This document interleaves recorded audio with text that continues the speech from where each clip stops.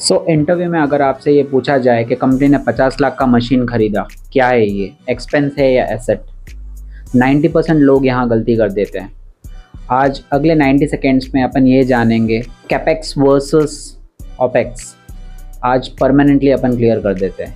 मान लीजिए आप एक मैन्युफैक्चरिंग कंपनी में अकाउंटेंट हो। कंपनी ने एक 50 लाख की मशीन खरीदी की है। अब सवाल ये है कि ये 50 लाख को डायरेक्ट प्रॉफिट एंड लॉस में एज अ एक्सपेंस अपन डेबिट करेंगे।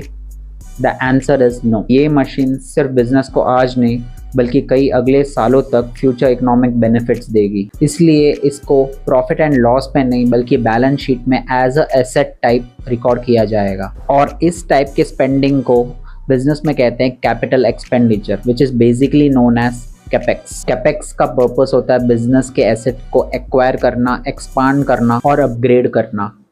दूसरी साइड देखिए, मशीन को चलाने के लिए electricity expenses, maintenance expenses, repair cost, factory का rent cost, factory expense cost, employees का कॉस्ट, ये सारे cost day to day business को रन करने के लिए एक्सपेंस होते हैं। इसलिए ये सारे के सारे खर्चे प्रॉफिट एंड लॉस में एज अ एक्सपेंस रिकॉर्ड होता है, कहते हैं opex expenses, which is known as operating expense. So simple याद रखो, कैपेक्स क्रिएट्स और improves the asset and OPEX runs the business. OPEX goes to the balance sheet as an asset and OPEX goes to the profit and loss as an expense.